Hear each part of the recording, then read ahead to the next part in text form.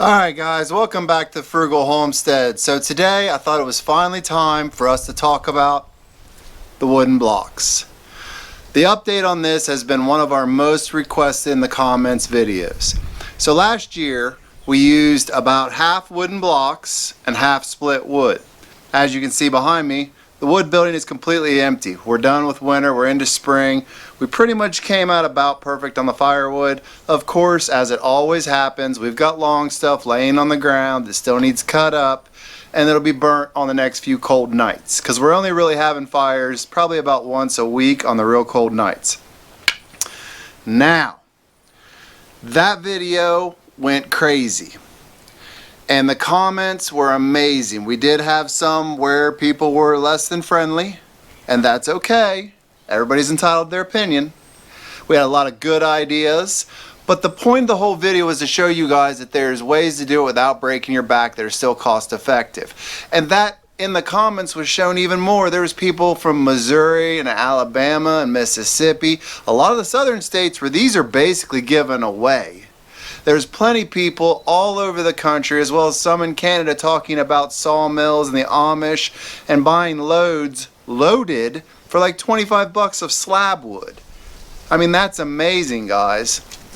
So I really think that the point of the video came through to think about different ways to get your wood with a little less physical labor, or at least save your back a little bit. Now, one comment that came through a lot that I fully agree with is not the dump truck or dump trailer or tractor, which was three of the biggest ones. I don't know why people would think a $10,000 to $20,000 investment would be a good idea in this use case.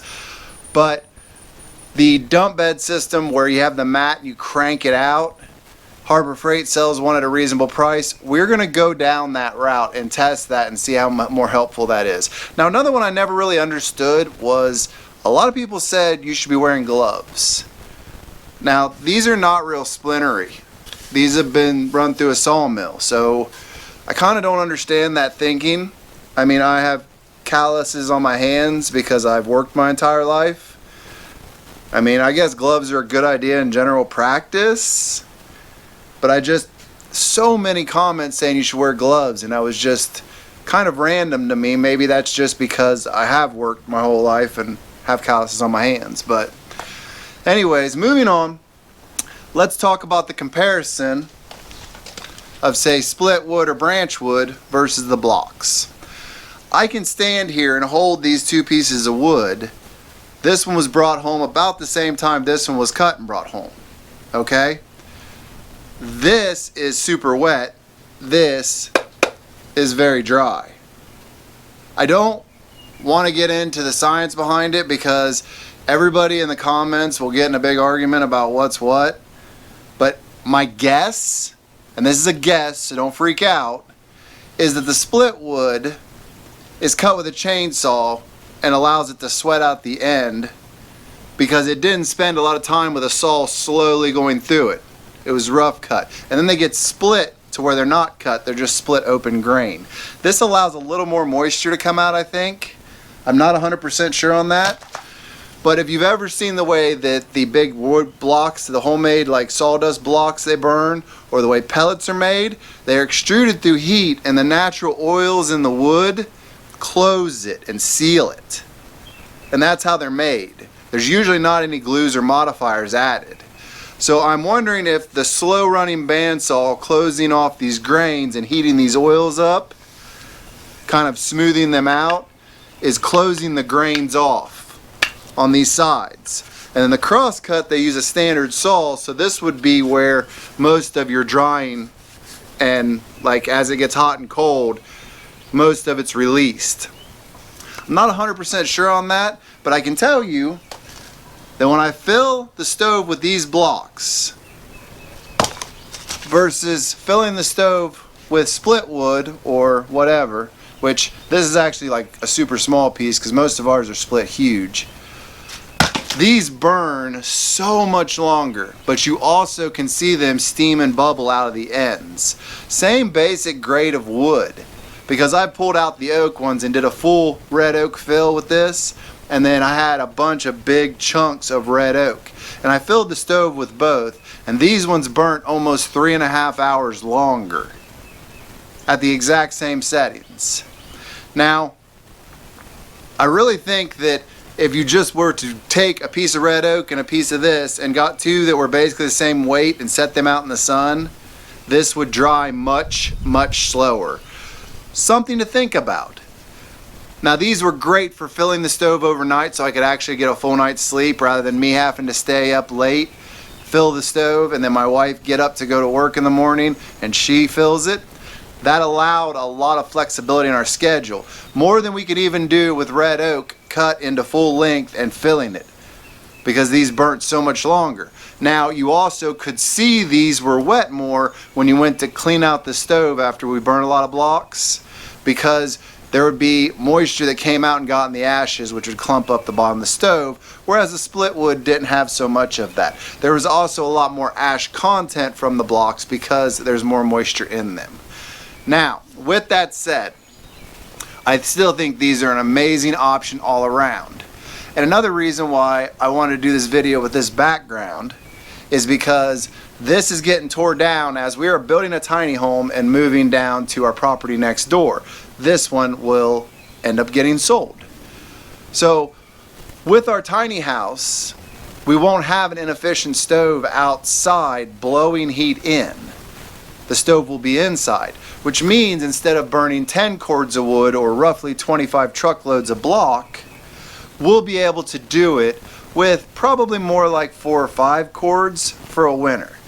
Now, that said, we haven't done it yet, so it's gonna be a learning experience. But with so much less, and then we're gonna try and figure a system out to where we can hand crank it out, if not only just to hand crank it so it comes to the tailgate so you don't have to get in the truck and toss them out, you can just keep bringing them to yourself and throwing them into a building like this. I really think it's going to be a good setup for the future. Now, will we still cut firewood? Of course. We have 24 acres. Things are going to fall across the roads, across the lanes. Sometimes I have tree guys just show up and they're like, hey, can I get rid of these chips? And there'll be some big pieces of wood in there. We'll just roll out. So yes, we will have split wood. I will probably have to hand split it because we're getting rid of our splitter. But for long term, this is the solution we're going to go with, because if you're doing 5 cord, and let's say it's not going to take that much, but let's say it's 15 loads at about $20-some a piece for a whole winter of heating. Come on, guys. Now, we don't really offset with electric that much. It has to be like crazy cold out to offset now. In our tiny house, the way we're setting it up, it's probably going to cook us out, so we will probably never need to turn electric on. So 15 loads times $20 being our entire winter heating bill, I think you guys can see where I'm going with this. Now, what I do want to say is these would be awful for a fireplace. If you're going to get these for a fireplace, you might as well split them up with like an axe or a hatchet or a maul and stack them somewhere and get them to dry out, because these are awful in a fireplace. I have actually given some of these to people with fireplaces when the weather's bad, just because they didn't have anything else and the power's out, and they do not do well in a fireplace. Something you need to think about. Now, moving forward on this, I want to tell you guys that it doesn't matter what you burn to me. I appreciated all the comments that came through saying, hey, I burned this, and this is my setup. Because it was so nice to hear other ideas and options. It also made me rethink going out and seeing my Amish and Mennonite peeps to try to check out what they're selling for and what it costs getting it from them. I know that a couple of them have kind of turned industrial, and they actually have loggers bring in trucks. They process it down to firewood and fill semis and sell it to guys that sell firewood. So I don't know exactly how everything's going. I do know that a lot of people commented on this video, guys, and said that I was a terrible person because now when they go to their local mill, because of this video, there's not going to be any of these left for them. And I would say to that, first of all, you should be sharing with the entire community. And second of all, I almost doubt that's a real thing. Because while it does get sold out by the dead of winter, if you're going to get these, you should be going to get them in spring. At least midsummer. You should never be going in fall and trying to get your firewood, because it's not going to be dry and you're going to burn way more and it's not going to be efficient. But these are byproducts. I can tell you there's plenty of places that scoop these up by the semi-truckload and go send them to the dump because they need to get them off their property because they're a fire hazard. And insurance companies will say, if you can't get rid of it, it's got to go. That's a fire hazard. So these are byproducts that normally pile up. There's going to be plenty for everyone if you look hard enough. Now, not every community is going to have exactly these. You may find a place where you can get all oak pallets, and they may be more simple for you just to bust those up. I've seen comments, people saying they do that. And if that's what you want to do, that's fine. There's places that sell dowels from where they make flooring. The center of the log that doesn't have any grain in it, and you can buy them by the ton. There's places that sell sawdust for some sawdust stoves. There's places that sell corn cobs for corn cob stoves. Byproducts everywhere, guys. Utilize them. Have a little less work on your back. I'm not saying stop doing firewood, but if you could go out and get enough to get a year's done and then start your firewood and be a year ahead already done, man, that's a nice way to start your year.